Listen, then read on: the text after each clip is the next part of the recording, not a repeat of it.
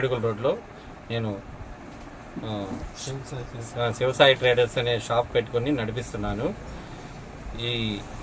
ఈ క్రమంలో ఈ రోజున తల్లం పూర్ణచంద్ర అనే వ్యక్తి గతంలో 2-3 సంవత్సరాల క్రితం మాకు 35 లక్షల రూపాయలు వ్యాపార నిమిత్తం డబ్బులు ఇవ్వాలి. ఆ డబ్బుల నిమిత్తం డబ్బులు ఇవ్వకుండా ఎగ్గొట్టి తిరుగుతూ ఉంటే మేము కనిపెట్టుకుని తిరిగి పెద్దల మనుషులతో చెప్పి కూర్చోబెట్టి మాట్లాడించి ఒక 20 లక్షల రూపాయలకి సెటిల్మెంట్ చేసి ఆ రోజు 20 లక్షల రూపాయలు తీసుకొని 15 లక్షల రూపాయలు కొద్ది రోజులు ఆగిన తర్వాత ఇస్తానని ఒప్పుదలతో వదిలిపెట్టామండి. ఆ రోజు జరిగినది అది.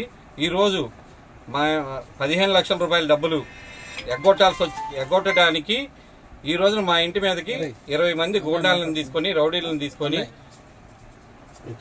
వచ్చి దాడి చేసి కొట్టి గందరగోళం చేసి సామాన్లు పగలగొట్టి ఆడవాళ్ళని కొట్టి చంపేస్తాను, పొడి చేస్తాము, మీరు ఊరొదులు పెట్టి పోవాలి, లేకపోతే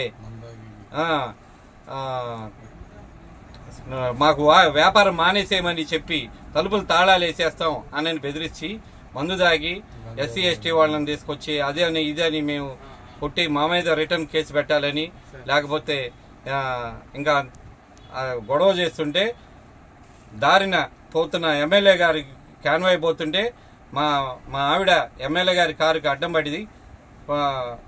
ఆపితే ఎమ్మటే పోలీసులను పంపించి బందోబస్తుని పంపించి మమ్మల్ని కాపాడారు. ఎమ్మెల్యే గారికి ధన్యవాదాలు.